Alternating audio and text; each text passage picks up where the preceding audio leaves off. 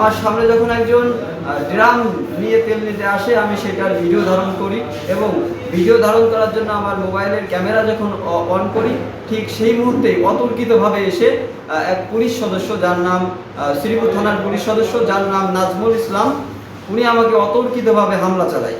হামলা চালানোর পরে আমি এক পর্যায়ে ছিটকে ওখান থেকে পড়ে যাই। পড়ে যাওয়ার পরে আমার মোবাইলটা সে ছিনিয়ে নেয়।